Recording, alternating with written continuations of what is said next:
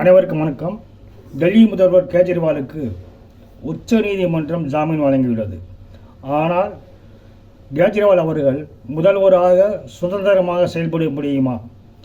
அது ஒரு முக்கியமான கேள்வியாகிறது. ஏனெனில் உச்சநீதிமன்றம் வழங்கிய தீர்ப்பில் அதற்காக ஒரு ட்விஸ்ட் வைத்துள்ளதாக கருதப்படுகிறது. அதாவது டெல்லியில் புதிய மதுபான கொள்கையில் முறைகேடு நடந்துள்ளதாகவும் முறைகேடாக பரிவர்த்தனை செய்ததாக கேஜ்ரிவால் கைது செய்யப்பட்டு அமலாக்கத்துறையால் சிறையில் அடைக்கப்பட்டார். அந்த வழக்கு விசாரணையில் கேஜ்ரிவால் ஜாமீன் கேட்டு விண்ணப்பித்திருந்த பொழுது அவருக்கு நீதிமன்றம் ஜாமீன் வழங்கியது.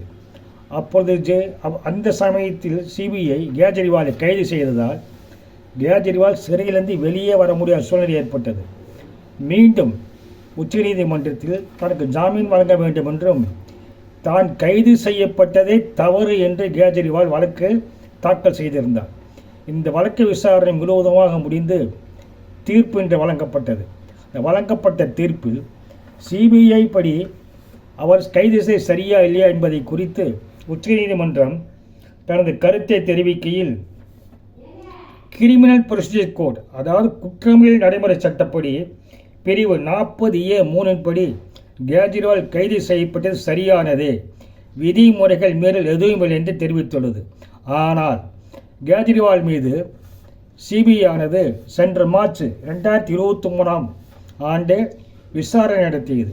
ஆனால் அப்போது அவர் கைது செய்யப்படவில்லை. அதே நேரத்தில் அமலாக்கத்துறையில் ஜாமீன் கிடைத்த பின்பு சிபிஐ அவருடைய வழக்கில் 22 மாதம் கழித்து தான் கேஜ்ரிவாலை கைது செய்துள்ளது.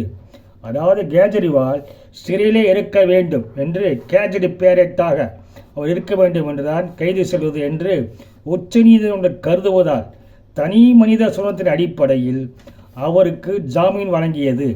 அது மட்டுமல்லாமல் கேஜ்ரிவாலுக்கு வழங்கப்பட்டது ஒரு நிபந்தனை ஜாமீன். அதாவது கேஜ்ரிவால் இந்த வழக்கு தொடர்பாக எந்த கருத்தையும் பொதுவெளியில் பேசக்கூடாது, சாட்சிகளை சந்திக்கக்கூடாது. அதுக்கடுத்து முக்கியமான ட்விஸ்ட் என்னவென்றால், கேஜ்ரிவால் டெல்லி தலைமைச் செயலகத்துக்கு செல்லக்கூடாது மற்றும் டெல்லி அரசின் கோப்புகளில் கேஜ்ரிவால் கையெழுத்திடவும் கூடாது. அப்படி ஏதாவது அவசர தேவை ஏற்பட்டால் அப்படி கையெழுத்திட வேண்டும் என்றால் டெல்லி துணைநிலை ஆளுநரிடம் அதற்கான ஒப்புதலை பெற்ற பிறகுதான் கையெழுத்திட வேண்டும் என்று உச்ச நீதிமன்றம் உத்தரவிட்டுள்ளது. அதாவது கேஜ்ரிவாலுக்கு ஜாமீன் வழங்கியுள்ளதை தவிர கேஜ்ரிவால் சுதந்திரமாக முதல்வராக செயல்பட முடியாது என்பது இந்த தீர்ப்புள்ள ட்விஸ்ட் ஆகும். அதாவது சுதந்திரமாக அவர் கையெழுத்திட முடியாது. ஏதாவது கையெழுத்திட வேண்டுமென்றால் துணைநிலை ஆளுநரிடம் ஒப்புதல் பெற்ற பின்பு கையெழுத்திட முடியும் என்பது அவருக்கு விதிக்கப்பட்ட மிகப்பெரிய நிபந்தனையாக கருதப்படுகிறது.